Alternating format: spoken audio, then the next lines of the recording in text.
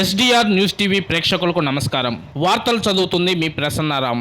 ప్రకాశం జిల్లా SP Damodar road ప్రమాదాల నివారణ చర్యల్లో భాగంగా ట్రాఫిక్ నిబంధనలపై సినీ నటుడు రఘుబాబుతో కలిసి అవగాహన ర్యాలీ చేపట్టారు. అనంతరం పోలీస్ సిబ్బంది హెల్మెట్ ధరించి బైకుపై జిల్లా పోలీస్ కార్యాలయం నుంచి నెల్లూరు బస్టాండ్ మీదుగా మినీ స్టేడియం చేరుకున్నారు. అక్కడ విద్యార్థులకు హెల్మెట్ పై అవగాహన, డ్రగ్స్ వల్ల జరిగే అనర్థాలు, సైలెన్సర్ల వల్ల కలిగే పొల్యూషన్ గురించి వివరించారు.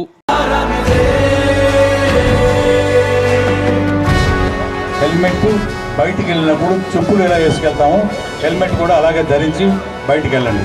మీకోసం కాదు, మీకోసం ప్లస్ మీ మీద ఆధారపడ్డ ప్రతి ఒక్క మీ ఫ్యామిలీ మెంబర్ కోసం. అలాగే కాలేజీలో కావచ్చు, స్కూల్లో కావచ్చు, డ్రగ్స్, గాంజా ఇలాంటి ఇట్టి పరిస్థితులు ఎంకరేజ్ చేయొద్దు, మీరు వాడకూడదు. ఇది ఎంత సీరియస్ అనేది మీ లైఫ్ కాదు, మీ లైఫ్కి, మీ మీద ఆధారపడిన లైఫ్కి చాలామందికి అది చాలా ప్రమాదకరం. కంపల్సరీగా ఎట్టి పరిస్థితుల్లో అవన్నీ కూడా అవాయిడ్ చేసి మీ అందరూ కూడా మంచి భవిష్యత్తు ముందుకెళ్ళాలని మనస్ఫూర్తిగా కోరుతున్నాను. వాళ్ళు హెల్మెట్ వాడండి, మీ తల్లిదండ్రులకి చెప్పండి, మీ తల్లిదండ్రులను వాడేటట్టు చూడండి.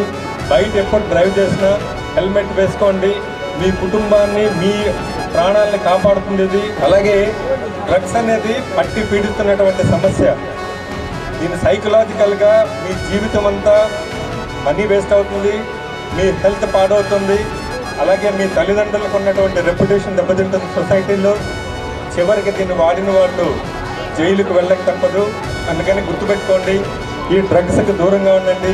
ఈ డ్రగ్స్ ఎవరన్నా వ్యాపారం చేస్తున్నా, దీని గురించి తెలిసినా ఖండించండి, పోలీసులకు తెలియజేయండి, దూరంగా ఉండండి. Say no to drugs.